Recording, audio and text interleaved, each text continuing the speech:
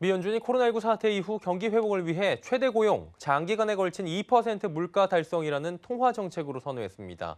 자, 이제 국내에 미칠 영향 그리고 연준 결정의 의미를 금융팀의 정순영 기자와 짚어보도록 하겠습니다. 안녕하세요. 네, 안녕하십니까. 연준이 기준금리 동결했습니다. 예측된 부분이긴 한데 제로금리를 2023년까지 유지하겠다라는 발표가 좀 이례적인 것 같습니다. 어떤 의미로 해석할까요? 네, 연준은 별도로 공개했던 점도표에서 2023년까지 제로금리가 유지될 것임을 내비쳤는데요. 투표권이 없는 FOMC 위원들을 포함해서 총 17명의 위원이 내년까지 현 금리 유지를 예상을 했습니다. 또 16명은 2022년까지, 13명은 2023년까지 제로금리 유지 의견을 냈습니다. 연준이 2023년 금리 전망까지 내놓은 것은 이번이 처음인데 코로나19로 인한 경기 침체에서 벗어나려면 정책적인 지원이 필요하다라는 인식이 반영된 것으로 해석이 됩니다. 연준은 코로나 이후에 기준금리 1%포인트 대폭 인하한 뒤에 계속해서 제로금리를 지금 유지를 하고 있는 겁니다. 성명도 수정 발표했는데 이 부분은 어떻게 저희가 이해할까요? 네, 연준은 지난달 도입 방침을 밝혔던 평균 물가 안정 목표제를 반영해서 기존 성명을 대폭 수정을 했는데요. 통화 정책 목표를 최대 고용과 조화로운 2% 물가 목표 달성 대신에 최대 고용과 장기간에 거친 2% 물가 달성이라는 문구로 바꿨습니다. 한마디로 평균 물가 상승률과 장기 물가 상승률 기대치가 2% 아래일 경우에 일정 기간 2%를 넘는 인플레이션이 발생하는 상황은 경기 회복을 위해서 허용할 수 있다라는 뜻으로 이해를 할 수 있습니다. 또 물가 상승률이 2%에 근접하거나 이를 넘어설 것으로 예상이 될 경우에 과거처럼 선제적으로 긴축 기조로 돌아서지는 않겠다라는 말이기도 합니다. 그리고 FOMC 이후에 제롬 파월 연준 의장은 기자회견을 가졌습니다. 내용 언급이 좀 있었던 것 같은데 어떤 내용이었습니까? 연준은 성명에서 현재 보건 위기는 경제 활동과 고용, 단기 인플레이션에 부담을 주고 중기 경제 전망에 상당한 위험이 될 것이라고 우려를 했습니다. 제롬 파월 연준 의장은 기자회견에서 경제가 회복될 때까지 현재 매우 확정적인 금리 정책 기조를 유지할 것이라면서 이번 성명은 경제 활동을 지원하고 2% 물가 목표로 빨리 돌아가는 데 있어서 매우 강력할 것이라고 말하기도 했는데요. 여기에 또 경기 회복이 진행 중이지만 속도가 느릴 것이라고 예상된다면서 확장적 통화 정책뿐만 아니라 추가적인 재정 지출이 필요하다라고 언급을 했습니다.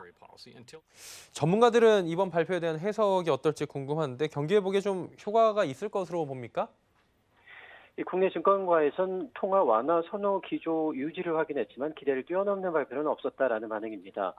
2023년까지 금리 동결 기조는 어느 정도 예상했던 부분이라는 건데요. 쓸 수 있는 정책의 여지는 있지만 당장 쓰지는 않겠다라는 의미로 지금 수준만 해도 충분하다라고 해석할 수 있는 분석입니다. 또 연준의 수정 경제 전망을 보면 2022년에서 23년으로 넘어갈수록 목표 달성이 오히려 어려워질 것으로 보여서 연준 스스로 달성하기 어려운 목표를 설정하는 것이라는 평가도 나오고 있는데요. 장기간 제로금리 유지로 금융시장의 단기 금리는 안정이 되겠지만 성장 개선과 인플레이션 상승, 재정 확대 등으로 계속되는 국채 발행 압력이 장기 금리의 상승 압력으로 작용할 것이라는 분석도 내놨습니다. 사상 최저 수준인 0.5%로 기준금리를 내린 한은도 이 상당 기간 동결 기조를 끌고 갈 것이라는 관측이 나오고 있습니다. 연준의 완화적인 통화 정책 기조 장기화 역시 금융 불균형 부담에도 금리 동결을 장기화하는 배경으로 작용할 것으로 예상하고 있습니다.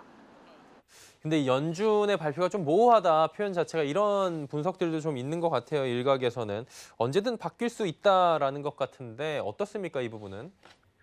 네, 브라이언 차파타 블룸버그 통신 칼럼니스트는 기고문에서 연준의 지침이 모호함으로 가득 차 있다라고 평가를 했습니다. 연준이 막상 금리 정책을 전환할 때가 되면 언제든지 입장을 쉽게 바꿀 수 있도록 장치를 마련했다는 얘기인데요. 이 완만하게 2%를 초과했다는 것이 2.2%인지 2.5%인지 또 일시적이라는 게 6개월을 뜻하는 건지 1년인지 여러 해석이 가능하다는 겁니다. 파월 의장 역시 취재진의 질문에 완만하게는 크지 않다는 뜻, 일시적이라는 건 영구적이지 않다는 뜻이라는 식의 애매모호한 답변을 내놓기도 했습니다.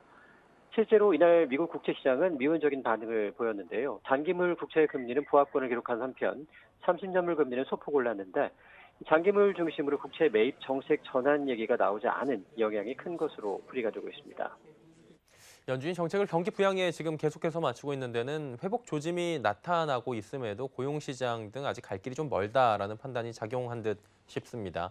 효과가 좀 잘 나타나길 지켜보도록 하겠습니다. 오늘 말씀 잘 들었습니다. 금융팀의 정순영 기자였습니다. 고맙습니다. 고맙습니다.